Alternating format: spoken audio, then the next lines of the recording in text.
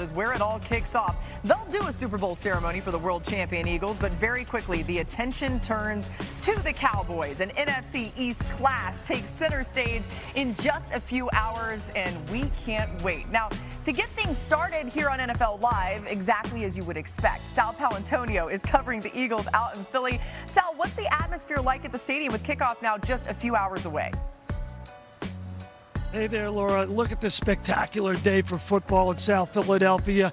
But I want you to check this out to get the mindset of this town.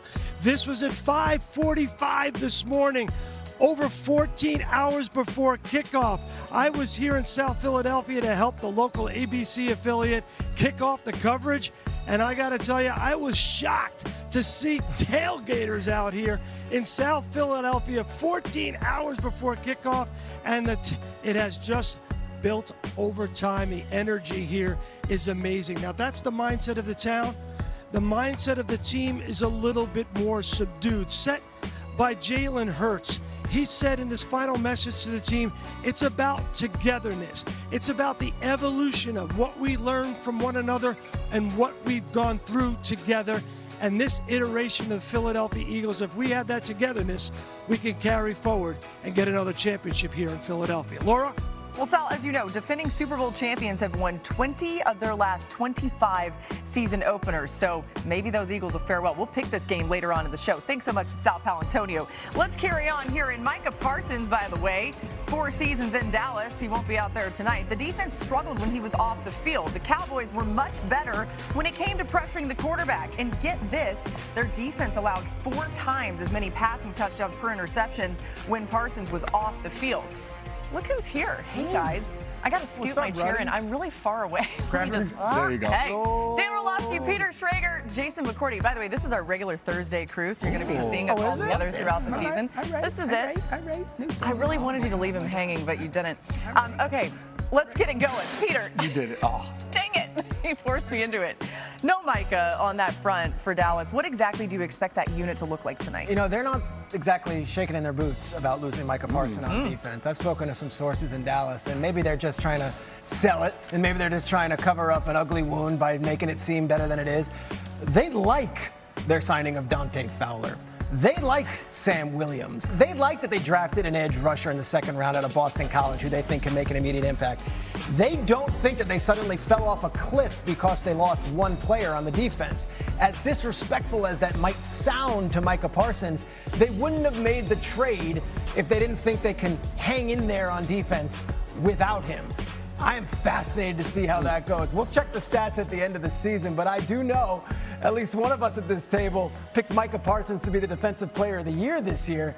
And if that's the case, that's a major, major loss that maybe they underestimated. It is a major loss, and Matt Eberflus, a new defensive coordinator, he's a guy that doesn't bring a ton of pressure. He relies on that front 4 to be able to create pressure and also to stop the run. You mentioned a few of those names. That's who I'm looking at tonight. I want to see the front 4 of this Dallas Cowboys team and what they're able to do to stop Philly. For a lot of people at home, you look at just these pictures and you're like, well, who are these guys? These are the guys that are supposed to represent the Cowboys. And yes, you said Sam Williams on the edge. You said Dante Fowler Jr. It's the interior of this Cowboys defensive line. Kenny Clark, who they brought over in that trade from Micah Parsons. Odigizua. These are the guys that are going to have to stop Saquon Barkley in this running game and also be able to have to get after Jalen Hurts when he drops back to pass the ball. How equipped is this secondary to make the transition that they're making? Because most of them cut their teeth playing a more man coverage or match coverage. And now Matt Eberflus, to your point, is way more zone-centric. Trayvon Diggs, Deron Bland. How equipped is that group to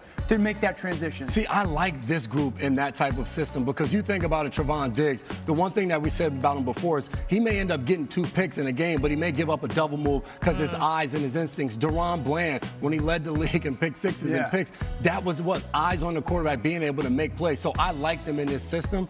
Diggs hasn't played and practiced a lot in the preseason, so how fast can he catch up will be a big question mark. Interesting. Dan, with Kellen Moore now gone, the Eagles offense has a new OC in place, Kevin Patullo. What kind of questions do you have about his impact tonight? Well, I think, first of all, it starts on the interior of their offensive line. You know, Landon Dickerson just had knee surgery, and then Mekhi Becton, who was a human mover, is not there. So there's a little bit of maybe newness, and then also how healthy is Landon Dickerson. And then when it's specific to Kevin Patullo, I would say this. Kellen Moore last year was great great at just committing to the run and almost being hard-headed of it. And that takes discipline. That takes being in the fire of it and just, nope, this is who we are.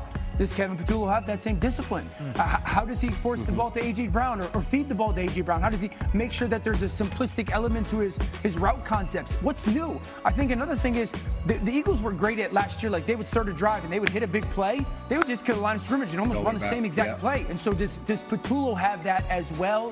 What's the wrinkle? There's a little bit of unknown. It's so inside baseball, but you look at it, you've got this unknown at pass rusher for the Dallas Cowboys and this unknown on the offensive line on one side of it. So tonight we'll know. We'll know. If they're coming in there and you're seeing Sam Williams and Dante Fowler in the backfield all afternoon, you're going to say, okay, this might be an issue for the Eagles.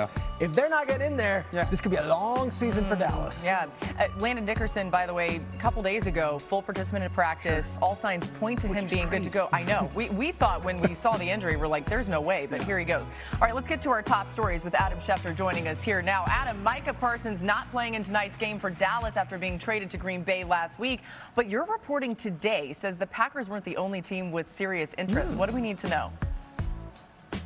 Well, Laura, you heard Peter say the Cowboys aren't exactly sweating losing Micah Parsons, but I could tell you there was a team that really wanted to add Micah Parsons, and that team was in their division, and that team is their opponent tonight, the Philadelphia Eagles. They made overtures to see if the Cowboys would be willing to trade Micah Parsons, and the answer to that was no. In fact, when you look at it, my understanding is that the Eagles were prepared to offer significantly more than the Green Bay Packers to try to sway the Dallas Cowboys' minds, but it couldn't change them enough, and Micah Parsons ultimately dealt to Green Bay. Meanwhile, speaking of pass rushers, Nick Bonito becomes the latest one to get paid today on a 4-year deal that includes $70 million in guaranteed money. The deal could be worth up to $120 million, and the Broncos have had a successful offseason keeping their own. They've re-signed Cortland Sutton, they've re-signed Zach Allen, and now they've re-signed Nick Bonito before this season kicks off. Amari Cooper, who returned to football in late August, now has left football again. He walked away from the Raiders, retired from the game today. There was questions as to how he would fit in, and right now, obviously, he thought it would be easier to just move on, go a separate way, and so a receiver that the Raiders didn't have during the summer, they will not have for the regular season.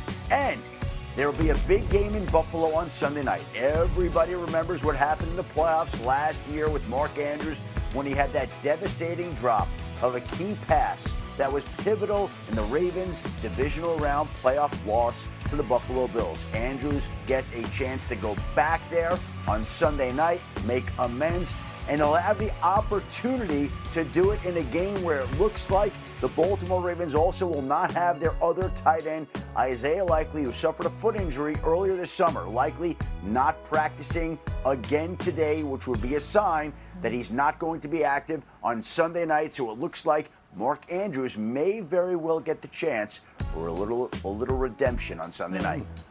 All right, more from Adam throughout the show. All the latest news, everything you need to know, he returns. Let's continue on Bills and Ravens. Imagine, now. Sorry, if Micah Parsons was an Eagle? You know what? I was stuck on that too. I'm thinking about Cowboys fans. Like, are you kidding me? All right, Bills and Ravens. The one thing we'll be watching on Sunday is how effective the Ravens are at getting to Josh Allen, the 2024 MVP, sacked 14 times last year, tied for the fewest in the NFL. Now, as for the Ravens defense, 54 sacks in total, second most in the NFL. Their third most in franchise history. So, J-Mac, that Ravens secondary very strong in the back half of last season. What are your expectations for them this week against Josh Allen? Because that's a tough test for any secondary. The question for me this week is how fast can they come together? Kyle Hamilton is the piece there that was there. Marlon Humphrey, Nate Wiggins should take a step in year 2. You're now adding Malachi Starks, the safety that you drafted to come in. He has to play a lot more with our Darius Washington going down with a season-ending injury. Then the other cornerback spot, they brought over Jair Alexander, and then Chidobe Awuzie has played really well for them in the preseason.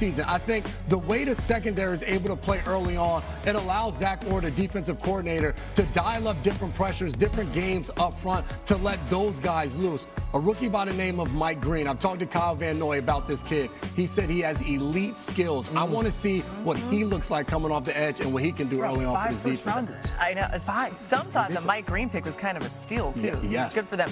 All right, Peter, I watched your predictions. Okay, you got the Bills winning the Super Bowl. A lot of negativity from the chat. Hey, Laurel have that burner account ready if something goes down. You need a burner account. It helps everything. Trigger's smart. Yeah, Let's talk about the Bills' offense. People were kind of surprised they didn't add a big piece on the outside. What do you make of their pass catchers? They last year didn't have that big piece on the outside. When they brought in Amari Cooper, it wasn't exactly like they're bringing in Jerry Rice, and they still managed to have as many passing touchdowns as any team, and Josh Allen played as well as he could. They love Khalil Shakir. They think he is a number one. They are fine with Khalil Shakir being that guy. Keon Coleman now in his second year, and then they brought in Josh Palmer. That is a good trio. You think Dalton Kincaid was a little, banged up last year? He's healthy now. Josh Allen has enough weapons, and that backfield of Ray Davis and James Cook is legit. One of the best offensive lines in football. I have picked the Buffalo Bills to not only win the Super Bowl, but to run away with the AFC. I think they're going to be a powerhouse, and the whole entire conference goes through them. Shakir is going to be one of the reasons why. Dalton Kincaid was a first-round pick? Yep, out of Utah. He's got 4 touchdowns. He was hurt last year. I understand injuries. He was supposed to change the whole offense. Yeah, 90 catches 2 years ago. 44 catches last year. I mean, like, we're talking about the receivers, 100% agree. We talked about him yesterday. But could you imagine what this offense could get to if he steps forward? If he plays, I mean, I remember coming out of Utah, J-Mac, to your credit and to your point, he was the bigger Cooper Kupp. He was it was rookie year, Peter, to your point, like he was really impressive. And they used him a lot. So can they, because, Joe Brady, the question is, for me, what's the new wrinkle? What's the new thing you're going to get to?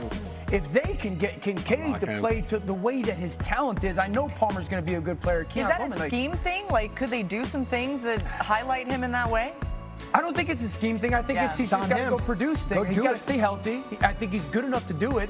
It's stay healthy and go produce. And the offensive line, the scheme, the quarterback, he should. I was in one of those fantasy drafts, and I was looking at the list of players. Like, Kincaid was ranked like 18th, and I'm like, 4 touchdowns. Like, this guy was like the guy 2 years ago. So and by the way, you brought this up yesterday. No Mac Hollins. I think they'll really miss him. I agree. He might not have gotten all the credit that he deserved, but led the team in touchdowns. The dirty work. Not only on the field, in the locker room, The dirty work. Oh, goodness, the CeeDee Lamb show for Cowboys fans. When looking at wide receivers only, Lamb has 300 more yards after the catch than all other combined Cowboys wideouts.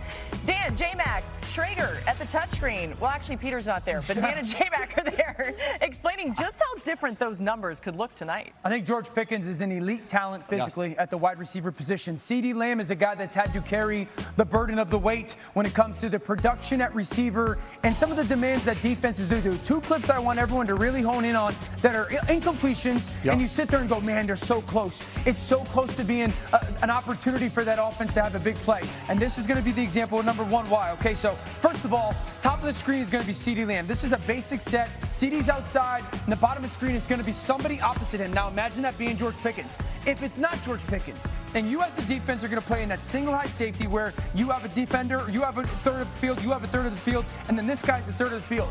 That's CeeDee Lamb up top. There's not George Pickens at the bottom. Talk me through your mindset, okay? Well, you always talk about, I used to talk to my brother about this. You're trying to midpoint the formation. As a middle field player, not just trying to stand in the middle of the field, but you're looking at the number 1 up there and the number 1 down here. And you're trying to get in the middle of both of those guys to be able to go either way. You're going to see the safety right here. He's on the left hash because in his mind, where are my threats? CeeDee Lamb to the top is my threat.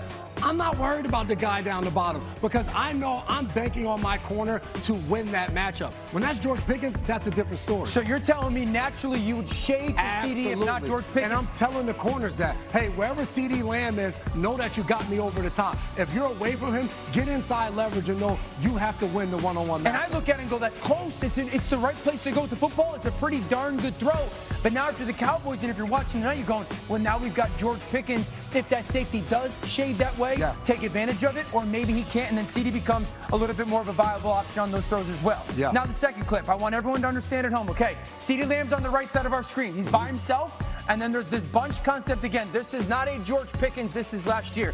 Now I want everyone to see that safety. When that ball gets snapped, you tell me what he does. Immediately, he turns his eyes and his full body, and he's there. Why? Because you're now getting that double team to CeeDee Lamb. They're going, as a defense, 1-2, we're going to double team CeeDee Lamb. And I think about it like this. Okay, if that happens, All you have to do is lift this safety, and you just run vertical. If you lift that safety, you have now created a one-on-one backside for your corner, your wide receiver, and you have so much space where you could, as the quarterback, take advantage of the football. This defender should be completely out of there. There's so much space if they're going to double team CeeDee Lamb. And take it back to the beginning, because what I love about this, because this was the Bill Belichick special. Take away your best weapon, double team him over there, and make one of these other guys beat me. See, to me, I'm putting George Pickens in the slot.